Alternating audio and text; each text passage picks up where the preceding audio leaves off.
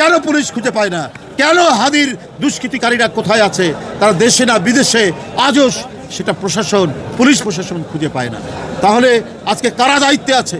কারা দায়িত্ব পালন করছে? শেখ হাসিনা ছিল নতজানু, শেখ হাসিনা ছিল দেশ বিরোধী, শেখ হাসিনা দেশের স্বাধীনতা বিক্রি করে ক্ষমতায় থাকতে চেয়েছে।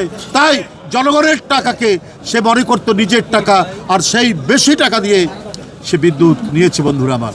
তাই আমি আপনাদের সামনে বলবো যে এই রকম ফ্যাসিবাদের আর যাতে উত্থান না হয়। কিন্তু গণতন্ত্রকে মজবুত আর শক্তিশালী করতে হলে আজকে যে আমরা অরাজকতার আলামত যেগুলো দেখছি সেগুলোরও অবসান করতে হবে। আমাদের অন্তর্বর্তীকালীন সরকার তাকে যদি এইটা অবসান না করতে পারেন, এই যে দলবদ্ধভাবে আক্রমণ, এই যে মব, এই যে উচ্ছৃঙ্খল জনতা, তারা নানা ইস্যুতে নানা ইয়েতে তারা আক্রমণ করছে, প্রতিষ্ঠান ভাঙছে, একের পর এক যে সমস্ত কর্মগুলো হচ্ছে এইটা গণতন্ত্রের বিরোধী কর্মকাণ্ড। এর মধ্যে দিয়ে গণতন্ত্র শক্তিশালী হবে না।